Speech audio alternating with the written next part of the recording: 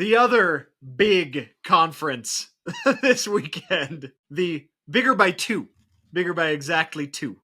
Two more bigs. Can we change the name of these conferences at some point? If you were to add another couple of bigness Big on there. 16. Yeah.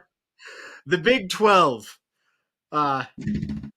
BYU absolutely steamrolled, stomped, used our favorite word, mollywhopped, dog-walked, thrashed, destroyed, eviscerated, crushed. Discombobulated. How many good things do I need to say about them before you'll forgive me for implying that it was a slightly close game for like 5 minutes, Chance? Man, again, for context, he comes in with the Duke thing. We'll talk about that later. About Duke. A little bit sad about that one.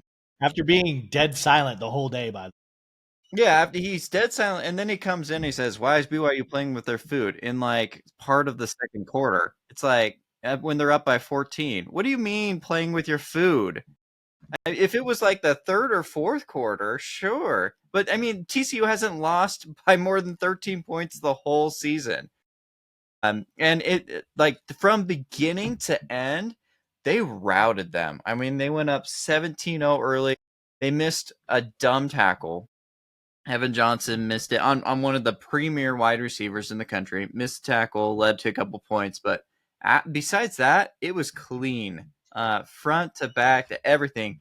And it's something that BYU fans have been begging for a while. And I disagree, unfortunately, with Kalani Sitake, the head coach. After the game, he kind of he says, hey, all I want to do is win. I don't care about the margin. I don't care about this. We prepare the game to win, which is great. Wins are the thing that matters the most. But unfortunately, what I've learned in the last couple of years is that style points absolutely matter.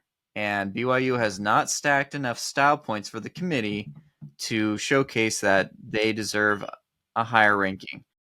This was a start. Hopefully we and to be honest, they did not try the whole fourth quarter. BYU did not try at all. I mean, they went like they just ran the ball every single time right up the middle, trying to get the time down the clock. They could have blown them out by way more. And they put the second team in against TCU's first team.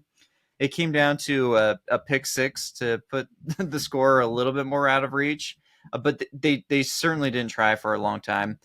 So I'm hoping that they put more points on the scoreboard the last 2 weeks to solidify that, hey, we need to be in the playoffs. We need to be a higher seed.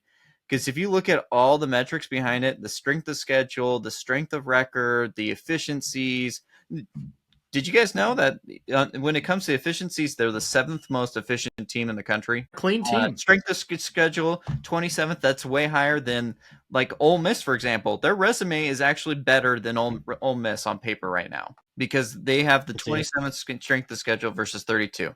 But it's because they're not blowing out people like the resumes want that they aren't ahead of Notre Dame, who has 2 losses. It is what it is, but it's a start. They need to blow out 2 more teams and not lose horrifically against Tech. Hey, that Notre Dame thing just doesn't make sense anywhere because they're also above Miami, who also has 2 losses and beat them head to head. So the Notre Dame placement by itself just pisses off everybody else. So except Notre Dame. Yeah. Except Notre Dame. No, it makes them mad too. They should be higher according to their fans. It does make them mad because then they have to defend it in the comments of everything, even a video from 2 weeks ago about them obviously going to destroy Navy and still having something to say because Chance kind of implied their strength of schedule wasn't great. Yeah. But yeah, another very impressive win. It was good to see them find. I mean, again, this team has looked better every single week outside of the Texas Tech game, which we will get to Texas Tech and whether that says more about Tech than it does about BYU. Real quick, Utah smoked Baylor. Utah's another one that they are hitting their stride at the right time. I mean, you want to talk about teams that are getting hot. Utah had 2 early losses, and since then, and their second loss was in a rivalry game on the road, even though it's only like 40 minutes apart, but still, you get what I mean. A rivalry game against the crosstown rival in a very close game, relatively close game, not as close as last year. Do you think they know? Do you think they know because they dropped those 2 games that they have to blow everyone out to be considered? Do you think that's why they're running up the scores on these teams?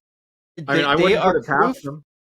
They are proof to me that the committee loves style points.